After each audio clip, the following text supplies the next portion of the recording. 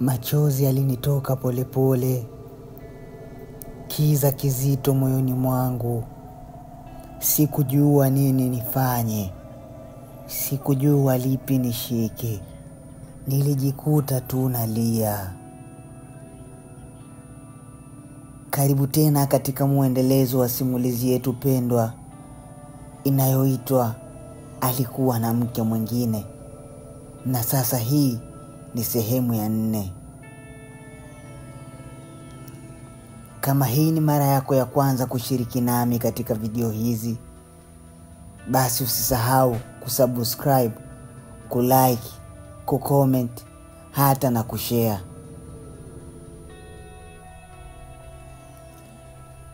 Sikujua maneno yanaweza kuniumiza kuliko kipigo cha mwizi. Mwizi aliyepigwa na watu wengi.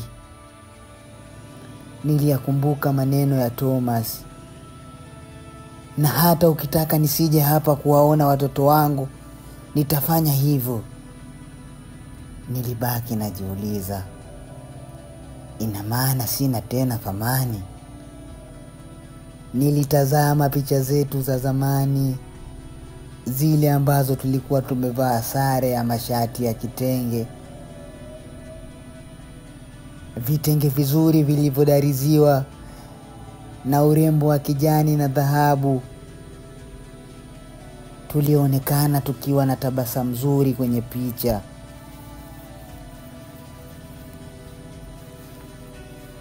Hakika picha hii ilikuwa nzuri, Thomas akiwa amenishikilia vizuri kiunoni. Niliangalia picha yetu ya harusi. Sikuamini. Niliishika kwa mikono yote miwili. Nilitamani siku zingerudi nyuma. Ama kweli mwenye huruma hana bahati.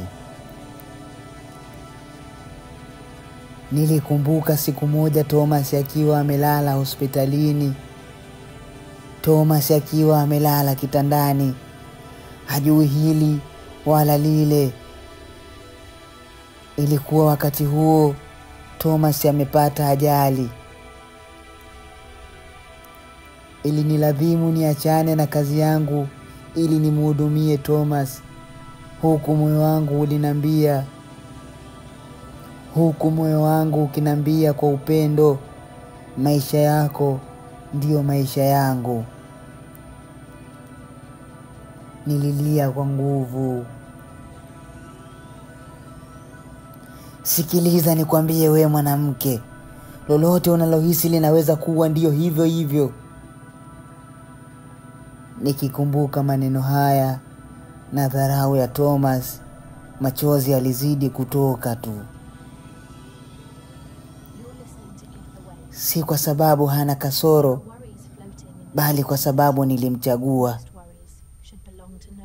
Maneno haya aliyasema Thomas siku ananivalisha pete ya uchumba.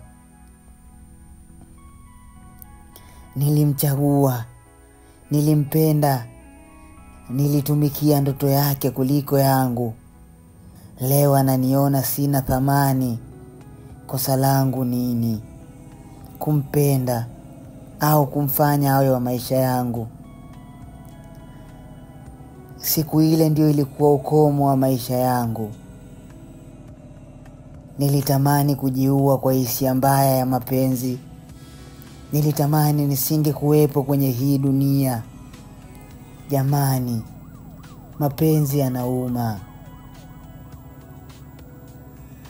Nilichukua pakti ya dawa, hata sikujua madawa yale yanaitwaje, yanatibu nini, ila niliyajaza mengi kwenye mkono wangu. Na sasa naelekea jikoni niweze kuyameza na maji. Wakati naenda jikoni, niliona picha ya watoto wangu. Kwa huruma nikajiambia, watoto wangu hawawezi kukua kama mama yao sitakuwepo.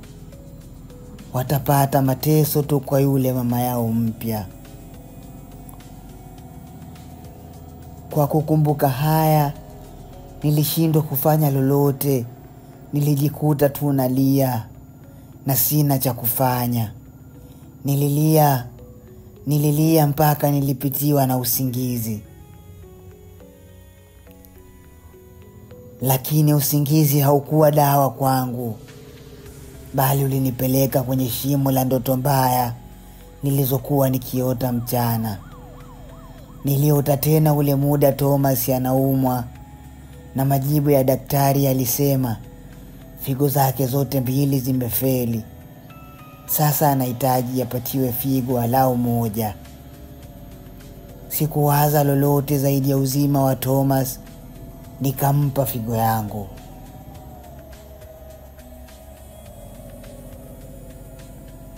Ukiniokoa, nitakupenda daima. Hakuna mwingine ataingia kati yetu. Maneno haya yalizunguka kila wakati kwenye ndoto yangu.